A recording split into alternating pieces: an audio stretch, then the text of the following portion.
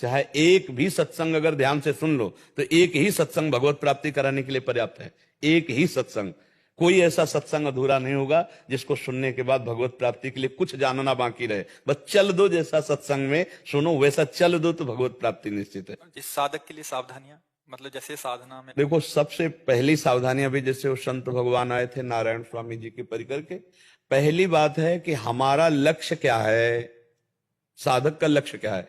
खाना पीना जीना रहना आराम व्यवस्था प्रणाम नमस्कार या भगवत प्राप्ति, एक ही अलग डिपार्टमेंट है। लाखों चलने वालों में से कोई विरला एक दो ऐसा होगा जिसका लक्ष्य बिल्कुल ठीक ठिकाने पर भगवत प्राप्ति। नहीं तो हम लोग मनोरंजन करने में जीवन को पूरा बिता देते हैं, खाने पीने देखने सुनने भोगने में अच्छा समय जीवित होकर के चल रहा है, इस पे राजी हैं। यही हमारे लिए दुर्गति का कारण है।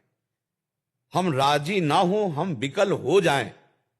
रुदु सुस्वरम राजन कृष्ण दर्शन लालसा, भगवत प्राप्ति के लिए हमें खान पान नहीं भावे है, नहीं कोमल वसन सुहावे, सब विषय लगे ते खारा है, हरियासिक का मग न्यारा है। नारायण हरि भजन में पांचों न सुहाद, विषय भोग निद्रा हंसी जगत प्रीति बहुबाद।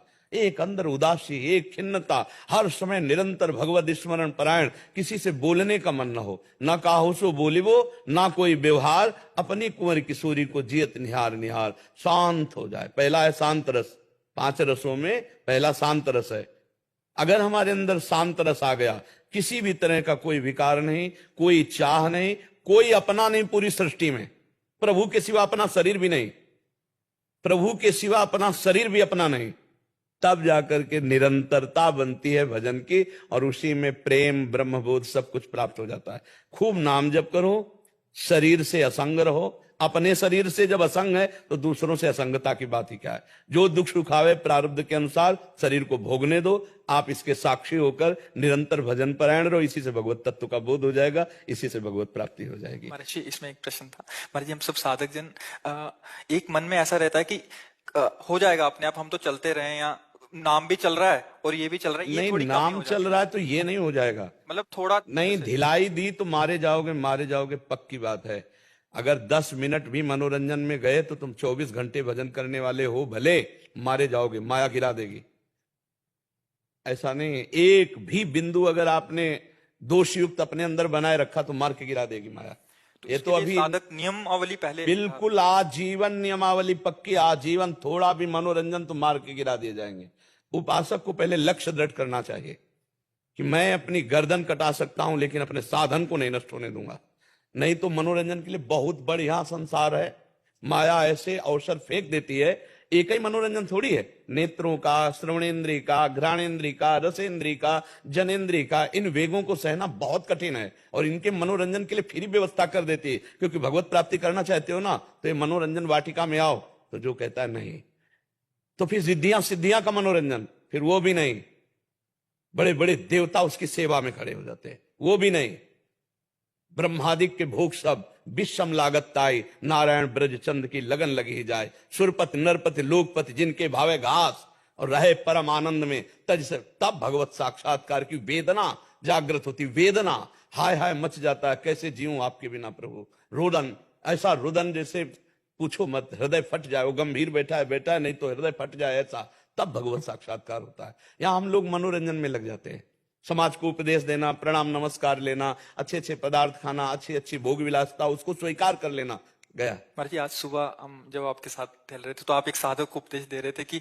तुम बहुत अच्छा साधन कर रहे हो, चुप करके ऐसे लगे रहना बाहरी व्यवहार में। आपने उनको एक बात कही थी कि यही अगर, ये तो अभी गुरु कृपा के घेरे में हो आप, यही बाहर होता तो प्रणाम नमस्कार चालू हो जाता आपका, हाँ, और फिर आप गिर जाते। तो ये अगर गुरु कृपा के घेरे में नहीं है तो ये आएगा महाराज जी, हाँ, बाहरी बिल्कुल आएगा, बिल्कुल आएगा, हाँ बिल्कुल आएगा। अच्छा, गुरु कृपा के घेरे में जैसे आप कई सौ साधक हो, अपने साधन में लगे हो, अब आपसे कोई मिल ही नहीं, मतलब जितने को रखा गया कि आप मिल लो, इसके अलावा किसी को पता ही नहीं कि हमारा साधक किस कोट की साधना कर रहा है। अब उस पर हमारी दृष्टि है, उस पर दृष्टि है कि बाहरी और सूक्ष्म दोनों। अब उस पर आक्रमण करने के पहले हमारे से आदेश लेना पड़ेगा, हमारे घेरे को तोड़ना होगा। और स्वतंत्र साधक है तो उसके सहयोग होने लगते हैं कि मानो ये जल पी करके रह रहा है, इतने दिन हो गए अन्न नहीं पाया, इतने दिन ऐसा, तो लोग उसकी परिचर्या में लग जाते हैं। फल फूल रुपया पैसा मान प्रतिष्ठा, अब वो धीरे धीरे धीरे धीरे वो आंतरिक वृत्ति से बहिर्मुख होकर भ्रष्ट हो जाता है। भ्रष्ट होने का मतलब होता है अपने मार्ग से गिर जाता है। इसलिए बहुत जरूरी गुरुजनों की नजर में रहे और अपने लक्ष्य में दृढ़ रहे, राजी नहीं होना। हमारा जो लक्ष्य उसके अलावा राजी नहीं होना। जब ध्रुव जी वनवास तपस्या के लिए, तो नारद जी ने तो यही कहा, तुम सिंहासन के लिए ही तो जा रहे हो, अभी उत्तानपाद को कहेंगे अभी तुम्हें सिंहासन मिल जाएगा। अरे बेटा हो तुम, अभी बच्चे हो, क्या मान अपमान, चलो वापस चलो। उनका नहीं, हमारा क्षत्रिय कुल में जन्म हुआ, हमारा स्वभाव एक बार निश्चय कर ले उसे हम टल नहीं सकते। उनका वहां राक्षस है, भेड़िया खा जाएगा, पक्का खा जाए तो कोई बात नहीं, अगर जिंदा रहेंगे तो भगवत प्राप्ति करेंगे, मरेंगे तो कोई बात नहीं। तब देवर्षि नारद जी ने देखा चेला पक्का भय और प्रलोभन दोनों से मुक्त, तो द्वादशाक्षर मंत्र दे 6 महीने में भगवत साक्षात्कार कर लिया। हम लोग लक्ष्य से हट जाते हैं, लक्ष्य से गिर जाते हैं। रुपया पैसा मान प्रतिष्ठा मठ महांति बड़ी बड़ी इनमें हमारी राजी हो जाती है। और राजी हो जाना बस ये नहीं होना चाहिए, राजी नहीं होना है।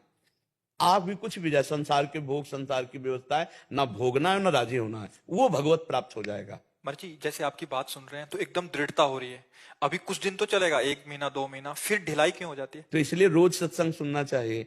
भक्ति कर दीप प्रेम करी बाती, साधु संगति कर अनुदिन राती। हमारी बैटरी डिस्चार्ज ही ना होने पावे, एक्स्ट्रा में चार्ज होती रहे इतनी कि हम कभी इन बातों में रमे ही ना, सुन करके हम आगे बढ़े भगवत मार्ग में। बहुत मीठा प्रलोभन जहर मीठा माया देती, बहुत मीठा, अच्छे अच्छे अपने हाथ से गला काट लें, ऐसा है इसका प्रलोभन। मान प्रतिष्ठा भोग वासना, इनको खिलवाड़ थोड़ी समझा जाता है, खिलवाड़ नहीं, बड़ी बड़ी ऊंचाई से ऐसे धम्म से गिरा देती है माया, और अपने को गिरना अच्छा लगता है। ये बस इन खाइयों को जो पार कर गया वो महात्मा है, समात्मा सुदुर्लभा, वो भगवान का विशुद्ध भक्त है। चाहे स्त्री शरीर हो चाहे पुरुष शरीर हो, हम सब एक ही परमात्मा के अंश हैं, शरीरों के भेद से कोई अंतर नहीं पड़ता। अगर हम चलेंगे जिस भाव से, वैसे ही मुझे प्रभु प्राप्त हो जाएंगे। बहुत बचा के रखना, बहुत छुपा के रखना। शरीर एक परमात्मा की दी हुई धरोहर है, हम ज्यों का त्यों वापस कर दें, मलिन न करें। कबीरदास जी कहते चदरिया झीनी रे झीनी, जैसी की तैसी धर दीली। जैसी दी थी प्रभु, अपवित्र नहीं किया, जैसी की तैसी धर दीली, चदरिया झीनी रे झीनी। जो हमारा संत मार्ग है वो यही मार्ग है, जैसी की तैसी धर दीनी। जो गृहस्थ मार्ग है वो प्रवृत्ति मार्ग से भगवत मार्ग में बढ़े, लेकिन जो विरक्ति मार्ग है वो बिल्कुल अलग है। किसी भी तरह से कैसे भी, ना तन गंदा होना चाहिए ना मन गंदा होना चाहिए। हमारा तन मन दोनों भगवान की सेवा का पात्र है। अब हमारा अधिकार नहीं है, ये गुरु का है, गुरु का दिया हुआ है भगवान की सेवा के लिए। जैसे श्री जी के पात्र है ना, हम मार्जन करके बड़े पवित्रता से रखते हैं, ऐसे श्री जी की सेवा का ये भी पात्र है। इसको गंदा नहीं रखना, इसको पवित्र रखना, विचार पवित्र, आचरण पवित्र, और इस शरीर भी भगवान की सेवा में। मर जी, एक प्रश्न और मर जी, जैसे नए नवीन साधक होते हैं, उनके मन में विकार तो आ रहे हैं, बट उसकी क्रिया रूप में अंदर विकार आना कोई आश्चर्य की बात नहीं है, विकार स्फुरित होना कोई आश्चर्य की बात नहीं, उसका संकल्प बनना आश्चर्य की बात है। और संकल्प बन के क्रिया में उतर जाना, ये तो बहुत ही निंदनीय बात हो गई। साधक के हृदय में विषय स्फुरण होना, विषयों का आकर्षण होना, ये कोई आश्चर्य की बात नहीं है। ये तो बड़े बड़े अच्छे साधकों के अंदर भी स्फुरणा होती है, तरंग मात्र। लेकिन उसको संकल्प बना देना, उसमें चिंतन करके रमण करना और फिर उसको क्रिया में उतार देना, वो तो साधक ही फिर गया। फिर तो क्या है, कामा संजायते क्रोधा क्रोधा स्मृति विभ्रमा स्मृति भ्रंशात बुद्धिनाशो बुद्धिनाशात प्रणश्यति। लेकिन प्रारंभ उसका जो है विषय का ध्यान है, विषयों का चिंतन है। जब हमारे अंदर कोई प्रलोभन भेजता है मन, ये भोग भोग लो बड़ा सुख मिलेगा, उसी समय काटना है।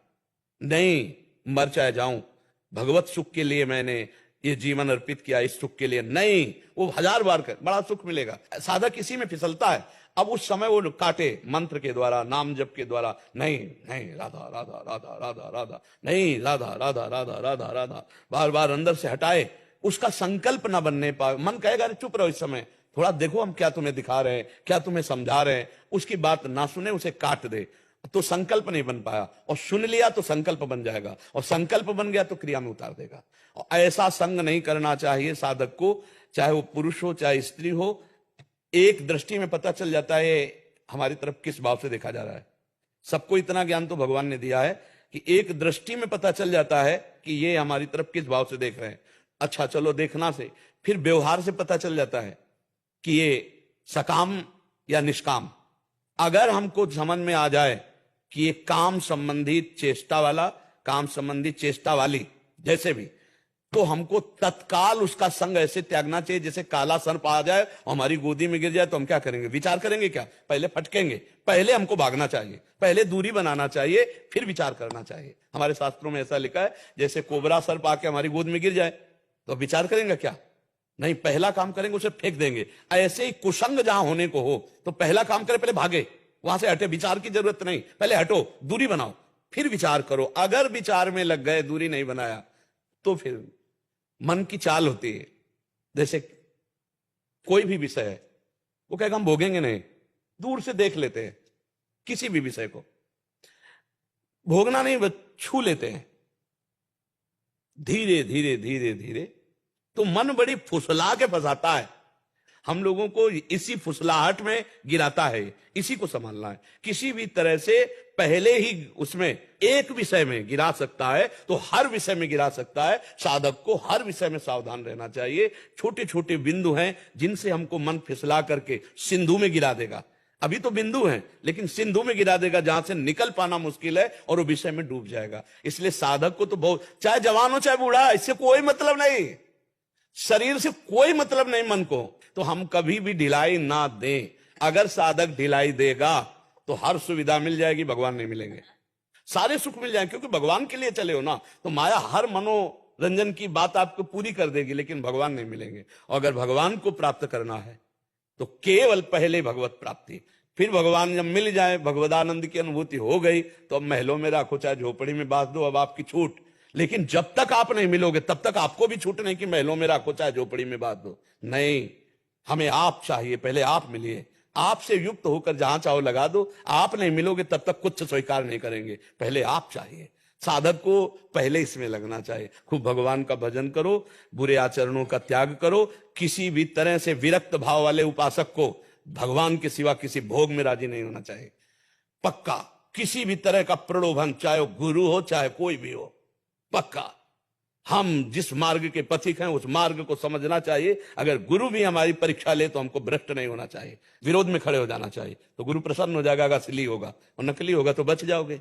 दोनों बात है ना, नकली होगा तो बच जाओगे, असली होगा तो प्रसन्न हो जाएगा। शाबाश, परीक्षा ली जाती है ना, शाबाश। नहीं महाराज, शास्त्र ऐसा नहीं कहता, ऐसा आज तक किसी गुरु ने आदेश नहीं किया, ऐसा नहीं हो सकता। तो अगर डुप्लीकेट हुआ तो एड़ी कांपने लगेगी आपकी दृष्टि मात्र से, तो आप बच जाएंगे। अगर असली हुआ तो आशीर्वाद देगा, जा निर्भय विचर, जब तुम मेरे से फेल नहीं हुआ तो विश्व में कहीं फेल नहीं होगा। तो होता है ना। तो हमको ये ध्यान रखना है कि सत लक्ष्य में अगर गुरु भी हमारा आदेश कर दे विपरीत, तो हमको उसकी भी बात नहीं माननी, वो हमारी परीक्षा होगी और हम आगे निकल जाएंगे। और अगर हम डिसमिस स्वभाव, ढुलमुल स्वभाव, तो फिर ये मार्ग बहुत कठिन है, बहुत कठिन है। ऐसे ऐसी परीक्षाएं, ऐसा ऐसा रूप लेके प्रश्न आती है माया कि भगवान बचा सकते हैं, दूसरा कोई उपाय नहीं, कोई उपाय ही नहीं है। ये अपने पूरे जीवन में अपने लोगों ने सब देखा है ना, तो दृश्य देखे भगवान की माया के, अलौकिक अलौकिक दृश्य।